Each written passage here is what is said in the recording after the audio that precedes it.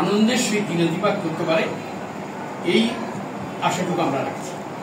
আমি জুনিয়র আইনজীবী হইলেও আমি এবং অল সিনিয়র, আমার সিনিয়র এখন আছে আমার শাহ আলম ভাই, আর কি আছে আরো যারা আছে, আমি এমনি সিনিয়র, আমি সবার কাছে দাদা কাকা এটা আছি।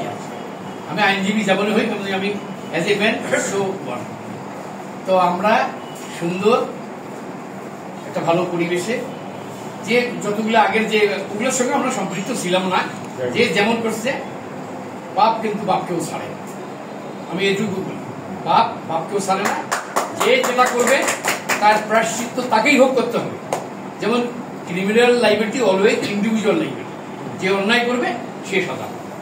আমরা সবার শুভকামনা করি, সবাই যেন আমরা ভালোভাবে সুন্দরভাবে আগামী দিনগুলো পরিচালনা করতে পারি, এই আশাবাদ ব্যক্ত করে সবাইকে আমার অন্তরের অন্তঃস্থল থেকে ভালোবাসা শ্রদ্ধা সবকিছু নিবেদন করে আমি সভাপতি আমাদের নির্বাচন কমিশন কার্যালয় জেলা আইনজীবী সমিতি লালমনিরহাট নির্বাচনী 2024-এর ফলাফল, জেলা আইনজীবী সমিতির কার্যনির্বাহী কমিটির 2025-2026 নির্বাচনের নিম্নরূপ ফলাফল ঘোষণা করা হল।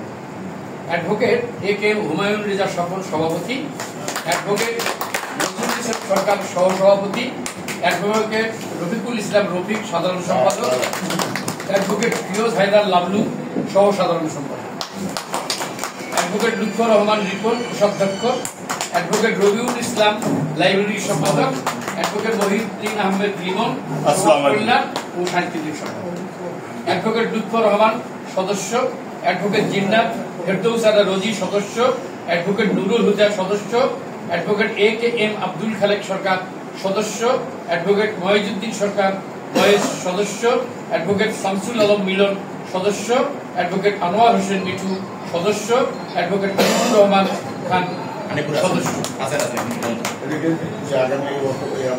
2026 বছরের জন্য আপনারা নির্বাচিত কার্যনির্বাহী কমিটির সদস্য 2 বছর।